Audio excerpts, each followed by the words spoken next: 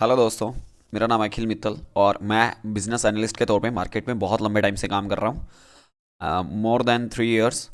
और मैं आपको जो है आज अपने कुछ फंडामेंटली किस तरह से जो है आप किसी स्टॉक को जो है वो जज कर सकते हैं, मैं आपको वो चीज़ें दिखाना चाहूँगा जो मैं जिस चीज़ को प्रेफर करता हूँ। तो मैं लेता हूँ यहाँ पे, मैंने अलग अलग तरह के देखिए यहाँ पे पैरामीटर्स पे जो है वो पोर्टफोलियो क्रिएट किए हुए हैं। जैसे कि मैं यहाँ पे फंड टेक में जाता हूँ तो इसके पैरामीटर्स जो जज करने के स्टॉक सिलेक्शन के वो अलग हैं।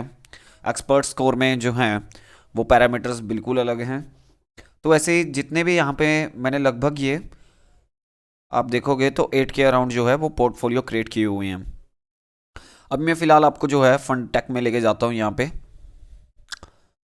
तो देखिए यहाँ पे देखिए कितने सारे पैटर्न पैरामीटर्स के हिसाब से जो यहाँ पे मुझे ये शो कर रहा है। फनटेक में क्या चीज़ है देखिए, मैंने काउंट में लिए आर ओ ए, आर ओ सी, आर ओ ई, निफ्टी के साथ उस स्टॉक का कंपैरिजन, उसकी रिलेटिव स्ट्रेंथ, सनसेक्स के साथ कितना रिटर्न सनसेक्स ने दिया है, कितना रिटर्न जो है वो निफ्टी 50 ने दिया है इस वीक में, निफ्टी 500 ने कितना दिया है, मार्केट कैप कितनी है उस कंपनी की, cash flow from operating activity से कितना जनरेट कर पा रही है company, cash from operating activities 1 year ago, तो 1 साल पहले कितनी थी, अभी कितनी हुई है। तो ये सब चीज़ों पे जो है हमारी एनालिसिस रहती है मेनली। तो इसमें अगर आप देखोगे तो आप इसमें जो है यहाँ पे जब आप आते हो तो यहाँ पे आपको दिखता है कि ड्यूरेबिलिटी का स्कोर कंपनी के पास अभी फिलहाल इस वेबसाइट के पास नहीं है। वैल्यूएशन स्कोर में कंपनी 4 आउट ऑफ 100 यहाँ पे स्कोर कर रही है, और मोमेंटम स्कोर में अगर आप देखोगे तो 58 डिवाइडेड बाय 100। तो मैं बोलता हूँ कि वैल्यूएशन के हिसाब से जो है हमारा एल्गोरिदम्स वो इसको जो है वो काफ़ी लो ग्रेड कर रहा है, इसकी रैंकिंग कुछ खास अच्छी नहीं दिखा रहा है। हालांकि यहाँ पे अगर टिप्स इंडस्ट्री की बात करें तो वैल्यूएशन के हिसाब से तो यहाँ पे भी 20 आउट ऑफ 100 दिखाई दे रहा है।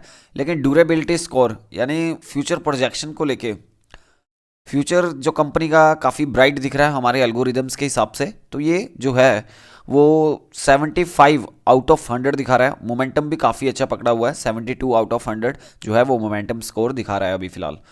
और इसके साथ साथ अगर आप आर ओ ए देखोगे तो कंपनी बहुत अच्छा जो है वो आर ओ ए जनरेट कर पा रही है, return on assets, return on capital employed भी यहाँ पे बहुत बेटर जो है अभी फ़िलहाल परफॉर्म होती हुई दिखाई दे रही है। और कंपनी का देखिए रिलेटिव प्रेफरेंस वर्सेस, तो इस हफ्ते में एक वीक में कंपनी ने निफ्टी 50 से जो है वो 12% ज़्यादा, 12.5% जो है वो ज़्यादा रिटर्न क्रिएट किए हैं। और ऐसे ही अगर आप निफ्टी 500 के साथ अगर इसको कंपेयर करते हो इस स्टॉक को, स्पेशली जिसकी हम बात कर रहे हैं टिप्स इंडस्ट्री की, तो यहाँ पे आप देखोगे तो यहाँ पे 12.7% के आसपास निफ्टी 500 से वीकली परफॉर्मेंस इसकी बेटर रही है। मार्केट कैप के लिहाज से आपको कंपनी दिखा दी जाती है। जो कंपनी ज़्यादा छोटी है वो हमने काउंट ही नहीं की है यहाँ पे आपको। मैंने यहाँ पे जो है मे बी मैंने 1000 करोड़ की कैप लगाई हुई है, तो सभी की सभी कंपनीज आपको जितनी भी आप कंपनीज देख रहे हो तो सभी की सभी कंपनीज 1000 करोड़ से अबव ही होंगी। तो नो डाउट ज़्यादा स्मॉल भी नहीं जाना चाहिए, क्योंकि ज़्यादा स्मॉल जो कैप की कंपनीज होती हैं उनमें जो है मैनिपुलेशन के चांसेस कुछ ज़्यादा रहते हैं। तो अगर आप न्यू इन्वेस्टर हैं तो मैं आपको बोलूँगा कि बड़ी रेपुटेशन वाली कंपनीज में ही पैसा लगाएं, क्योंकि यहाँ पे अकाउंटिंग ट्रिक्स में जो है वो गड़बड़ी काफ़ी कम देखने को मिलती है एज़ कम्पेयर टू जितना आप नीचे जाते हो। नुरेका और कैम्स ये भी काफ़ी अच्छी कंपनी है। देखिए कैम्स का क्या है कि कैम्स म्यूचुअल फंड्स में काम करती है, इस सेक्टर में काम करती है, और मुझे लगता है कि इस सेक्टर में अभी पेनिट्रेशन बहुत ज़्यादा है इंडिया में, और इसी लिहाज से मुझे ये कंपनी भी काफ़ी अच्छी लगती है। हालांकि देखिए यहाँ पे हम स्कोर्स भी देख लेते हैं। ड्यूरेबिलिटी का स्कोर जो है 50 आउट ऑफ 100 है। वैल्यूएशन का स्कोर अभी फ़िलहाल जो है हमारा एल्गोरिदम हमें बता रहा है कि वैल्यूएशन अभी फ़िलहाल सही नहीं है इस टाइम बाय करने के लिए। 10 आउट ऑफ 100। एंड मोमेंटम के अगर लिहाज से अगर देखें तो 48 आउट ऑफ 100 जो है यहाँ पे स्कोर दिया गया है। टाटा इलेक्सी, पेज इंडस्ट्रीज, और Dhanuka agri tech limited, Godavari power and FL. तो ये सारी वो कंपनीज हैं जो कि बहुत बढ़िया अभी फिलहाल रिजल्ट क्रिएट कर पा रही हैं। देखिए यहाँ पे जो है अभी फिलहाल एल्गोरिदम्स के हिसाब से भी और हमारे पैरामीटर्स के हिसाब से भी ये कंपनी निकल के आई है, चंबल फर्टिलाइजर्स। तो इसको एक बार मैं देखना चाहूँगा कि इसके फाइनेंशियल्स कैसे हैं।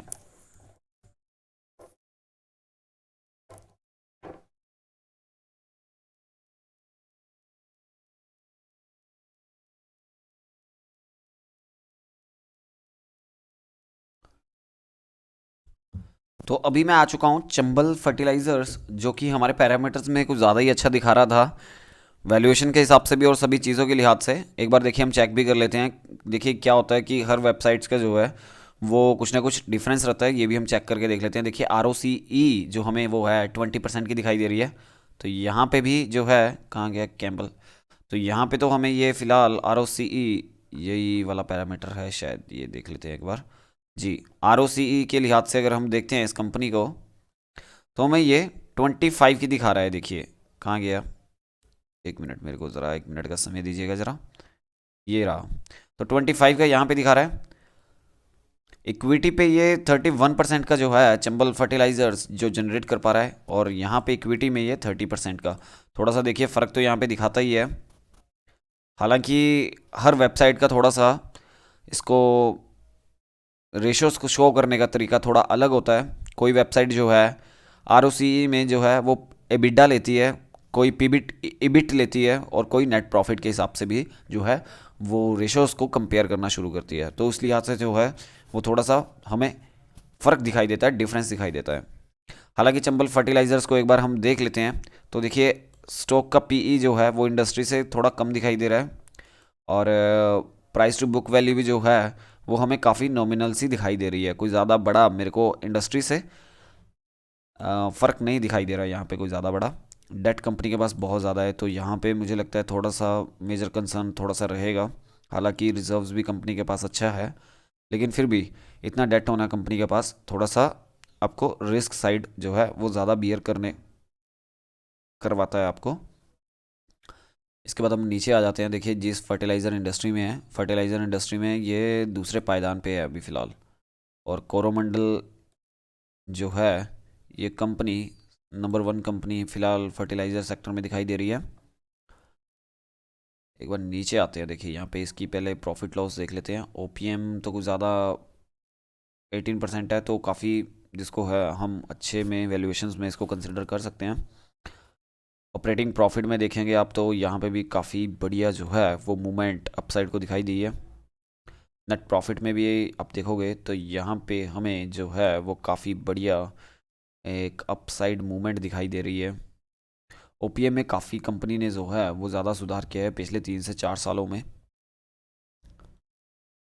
ऑपरेटिंग रिजर्व्स काफ़ी अच्छे हैं, लेकिन देखिए पहले तो इससे भी ज़्यादा बोरिंग हमें दिखाई दे रही थी। डेट पहले कंपनी के पास इससे भी ज़्यादा था, लेकिन धीरे धीरे जो है वो डेट कम हो रहा है, और अभी कंपनी के पास रिजर्व्स जो है वो काफ़ी ज़्यादा बढ़ चुका है। तो डेट का थोड़ा सा इतना ज़्यादा होना भी थोड़ा सा आपको जो है वो रिस्क साइड रहता है। लेकिन ये एक चीज़ आप इसको भी ध्यान में रखिए, ये लीवरेज होती है। तो जितना ज़्यादा डेट रहेगा, अगर कंपनी उस डेट के साथ अगर कंपनी अच्छा बिजनेस करती है, तो यहाँ पे रिटर्न्स जनरेट करने के चांसेस बहुत ज़्यादा हो जाते हैं। देखिए क्योंकि यहाँ पे इन्होंने अपना पैसा नहीं लगाया, इन्होंने डेट लिया है, और डेट वाली कंपनीज जो हैं वो अपने इन्वेस्टर्स को ज़्यादा रिटर्न कमा के दे सकती हैं, ज़्यादा प्रॉफिट निकाल के दे सकती हैं। हालांकि ये दोधारी तलवार रहती है, तो आप अपने रिस्क एपेटाइट के हिसाब से अगर करना चाहें। देखिए cash flow from operating activities में बहुत ज़्यादा जो है फ्लक्चुएशंस हैं, तो इतनी लिहाज से फ्लक्चुएशंस मुझे नहीं लगता ये ठीक है कंपनी के लिए। हो सकता है इनकी पिछली पेमेंट्स देखिए यहाँ पे 2 बार अट चुकी हैं, एक इस बार तो आई नहीं थी इनकी पेमेंट्स। तो 2021 में बहुत बड़ा जंप लगा है, आ गया तो